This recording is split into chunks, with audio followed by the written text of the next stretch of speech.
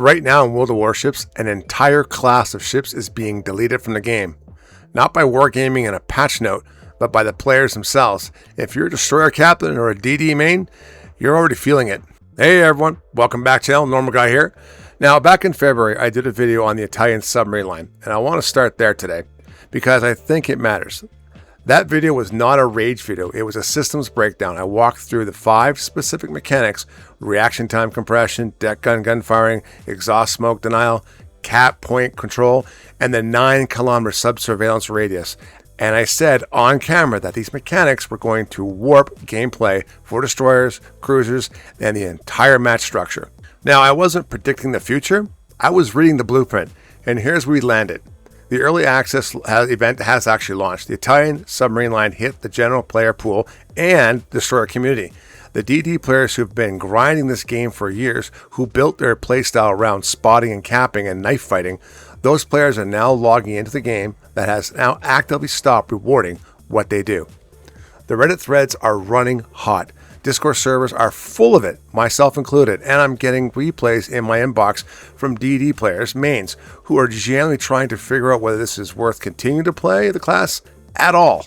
This is starting to feel eerily like the CV rework way back when, years ago, when DD players the first 6 to 8 months were just getting obliterated by the new CV rewrite. Most people, myself included, who's a DD main, we just stopped playing DDs. So today's question is absolutely straightforward. Is this a temporary disruption that normalizes when the early access wave settles, or is this the beginning of something more permanent? And here's the key. I think it's more permanent, and here's why. Now let me give you the community picture first, because this is not an isolated frustration. This is convergent feedback from multiple independent sources.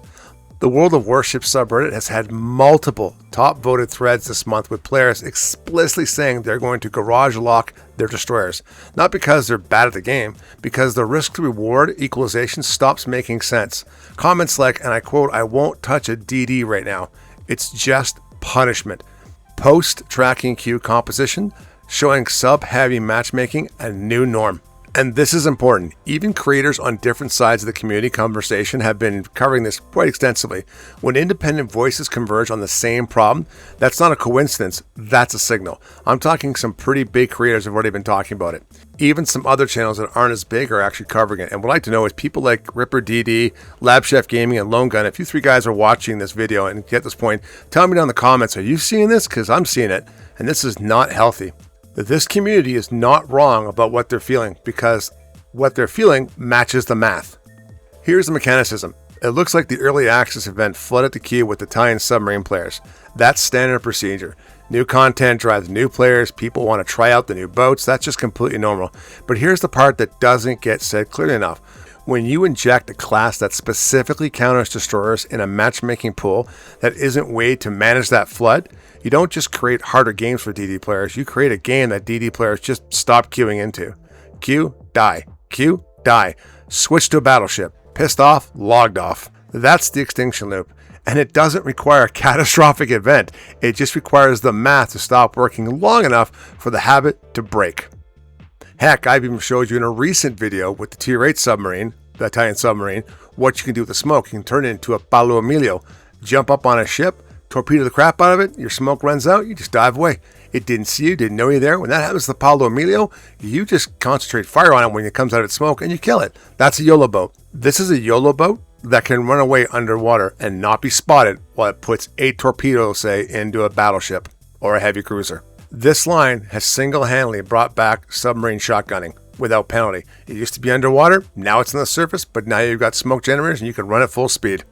Now, I also covered the Italian sub mechanics in detail back in February, so I'm not going to religate the entire whole system breakdown today. However, that video will be linked in the end description down below in the description box. If you missed it, feel free to watch it.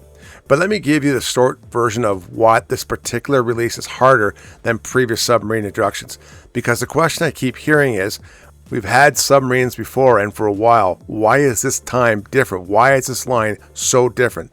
Well, the answer is the stack. It's not any single mechanic, It's what happens when you're tracking radar and hydro and aircraft spotting, and now sub-surveillance from a boat that can push it out to 9 kilometers. That last piece is not a defensive tool. A 9-kilometer sub-surveillance radius is an offensive detection sweep that an Italian submarine is running on you, while submerged, while moving towards a cap point. Now, you're going to say, normal guy, the Germans, the Russians, they all have 9 kilometers. Yeah, but they don't have one thing. The high-speed smoke generator. If you guys go submarine duel and you pop your submarine surveillance, guess what? You surface pop a smoke. You're now seeing the other submarine. Your team can obliterate that submarine, and he can't see you unless you get within 2 kilometers of him. How is that fair? And here's where I think it gets genuinely grossly unfair. And let's be honest with ourselves here.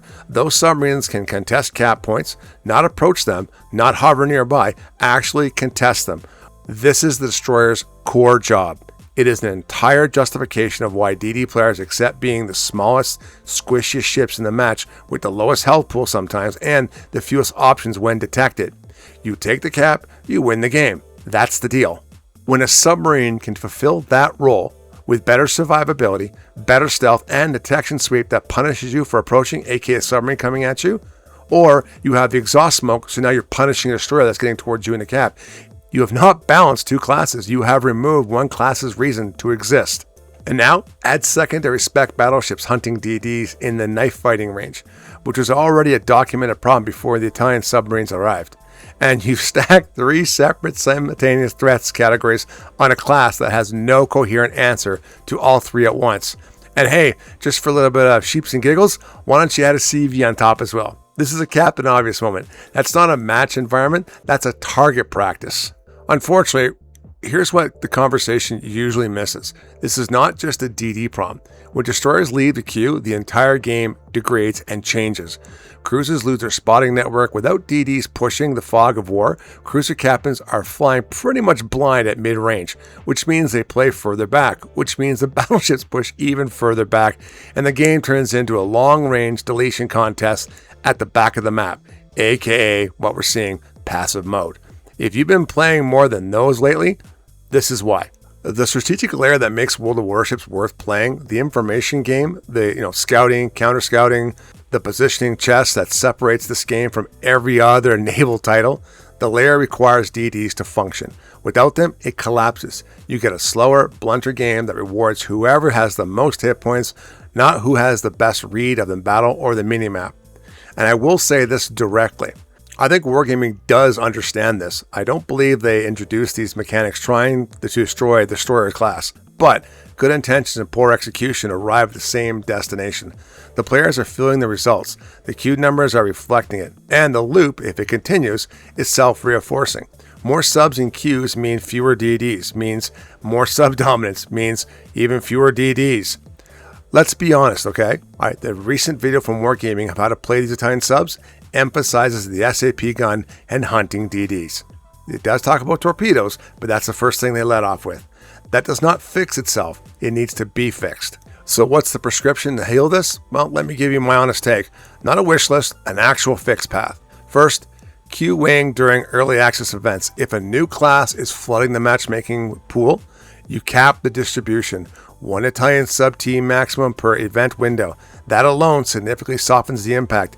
It's not complicated, it just requires the will to prioritize match health over short-term event participation metrics. Second, the 9-kilometer sub-surveillance radius needs a hard look. I'm not saying remove the mechanic, I'm saying if a submarine is running a passive detection sweep that covers the entire operations for submarines, there either needs to be a timing window, a visibility indicator, or a range reduction that forces sub-players to make real positional decisions rather than passively gathering intelligence. Third, and I know this is going to land differently for submarine players, it's time for a serious balance review on cap contested mechanics for submarines. Not just their torpedoes, not just their stealth, the specific question of whether a submarine should be able to claim and hold a capture zone needs to go back to the table.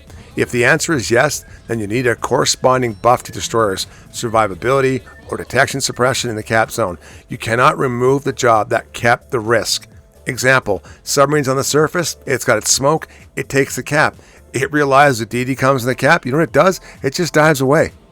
That's it, it has an escape. Other surface ships don't have that flexibility at all. And while maybe a bonus point here, All other submarines should have their torpedo ranges, that 3 kilometers, 3.1, that nerfs torpedoes, removed. I've said it once, I'll say it again, I'll say it 100 times. I can tell you right now, it has genuinely hurt submarines, and not for the good. 2, I've always said, why don't you just get rid of homing torpedoes? They suck. That's what everyone's pissed off about. And 3, if I'm going to say more of it, you need to do more to take away the torpedo power of an Italian submarine, because I've already showed you, you can turn it into a Paolo Emilio boat and dive away, and no one knows where you were, and no one knows where you came from, or where you went. Here's the key. This is 100% fixable. This is not a fundamental design error. It's a tuning and distribution problem with known solutions to solve known problems. Good news for the DD captains still here. You don't have to wait for a patch. There are destroyers that are surviving this meta better than average, tier 8 and above radar destroyers. Ships that can play an active counter detection game rather than relying on concealment are holding up better right now than pure torpedo boats. If you're committed to the class, lean into detection skills. You're not going to out-sneak an Italian sub. You're going to outthink one. Information play, radar timing, cap pressure without full commitment, that's the toolkit right now. And I say this reluctantly because I know how it lands. This might be a reasonable time to develop your cruiser game skills for a few weeks. Not forever. Let the meta breathe. The early access population wave will normalize because it always does. Come back to DDs when the queues settle, just like it did with the CB rework. Now let me know down in the comments what you guys and gals think, because it's important to me. Like I always say, I do read them all. Are you still running DDs through this meta? Did you swap out? And honestly, what would Wargaming need to do to fix before you came back to that class? I want to know where that line is for you. In the immortal words of Jim Carrey, alrighty then. Name that movie. My wife hates Jim Carrey. I love him. All right, thanks for watching. I always sincerely appreciate it. Please feel free to click on more videos on the screen for more content from yours truly. But as always, take care, stay safe. I wish you all the best. I'll see you in the next one. Bye for now.